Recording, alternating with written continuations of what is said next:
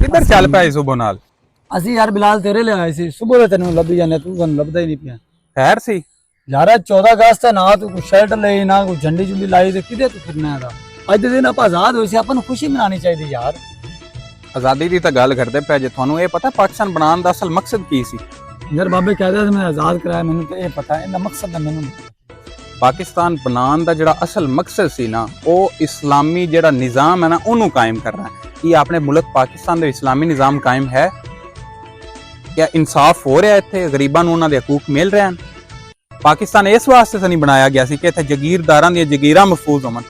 पाकिस्तान दा असल मकसद सी इस्लामी निज़ाम नूं कायम करना, इस्लामी निज़ाम कायम करके अमली नमूना दूसरे दे सामने पेश करना। पाकिस्तान एक आज़ाद मुल्क है ते जिन्ने भी पाकिस्तान नूं अज तक अच्छे लोग मिले उन्हां नाल की होया, उन्हां दा अंजाम की होया तुहानूं पता है? जुल्फकार अली भुट्टो नाल की होया, उन्हें फांसी दी गई। डॉक्टर अब्दुल कदीर खान ने पाकिस्तान नूं एटमी ताकत बनाया, उनदे नाल की होया, उनदा इलाज तक नहीं करवाया गया। उनदे एंड ते बयान ये सी कि मैं पाकिस्तान नूं एटमी ताकत बना के सब तो वड्डी गल जिंदगी दी गलती की।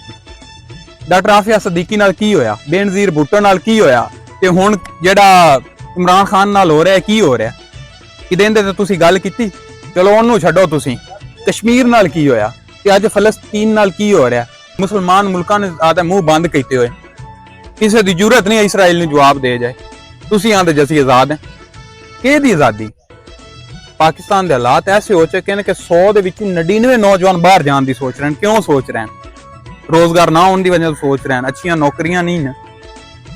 अगर ये हुक्मरान हुकूमत ठीक होंदी ते अज सानूं नौकरियां मिलनियां सन, असीं पाकिस्तान तो बाहर जाना ही नहीं सी। तुसीं किते वजह मालूम करने की कोशिश की कि नौजवान क्यों बाहर जा रहे हैं? जबान बंद, बिजली बंद, नेट बंद, रोजगार बंद, हर तरह की निजाम जिंदगी दरम बरम। गुलाम कौम नूं जश्न आज़ादी मुबारक। गल तो सही है, गल तो बहुत अच्छी कर गया। आजादी अपन तो पता ही नहीं इस चीज का।